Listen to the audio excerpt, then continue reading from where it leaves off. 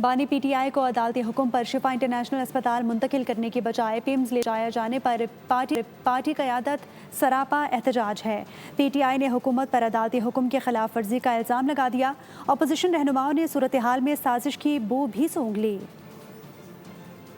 بانی پی ٹی آئی کی اسپتال منتقلی کا کیس، پی ٹی آئی نے حکومت پر عدالتی حکم کی خلاف ورزی کا الزام لگا دیا۔ Chairman P T I barrister Gohar نے موقف اختیار کیا کہ حکومت نے عدالتی حکم عدولی کر کے کروڑوں افراد کے جذبات مجروح کیے۔ سپریم کورٹ کا جو آرڈر تھا اس کو ان لیٹر ان اسپرٹ اس کی وائلیشن کی گئی ہے، اور سپریم کورٹ کے لیٹر میں بڑا کیٹیگریکلی لکھا تھا کہ اس کو آپ شفٹ کر لے، وہ اس کی ایک ٹیم بنے گی، اس ٹیم میں ڈاکٹر عظمیٰ صاحبہ اور فیصل سلطان صاحب اس کے ممبر ہوں گے، ان کے ٹیسٹ ہوں گے اور پھر اس کا علاج ہوگا۔ دونوں چیزیں نہیں ہوئی ہے، نہ اس ہاسپٹل میں لے کے گئے۔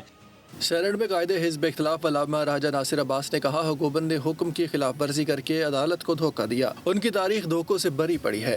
قومی اسمبلی میں اپوزیشن لیڈر محمود اچکزئی نے کہا جب بھی ڈائیلاگ کا ماحول بنتا ہے، رات کے اندھیرے میں کچھ کالی بھیڑیں صورتحال سبوتاژ کر دیتی ہیں۔ پی ٹی آئی کے سیکرٹری جنرل سلمان اکرم راجہ نے بانی پی ٹی آئی کے خلاف سازش کیے جانے کا دعویٰ کرتے ہوئے سڑکوں پر آنے کا عندیہ دے دیا۔ سبسکرائب کریں اور بیل دبائیں تاکہ کوئی خبر رہ نہ جائے۔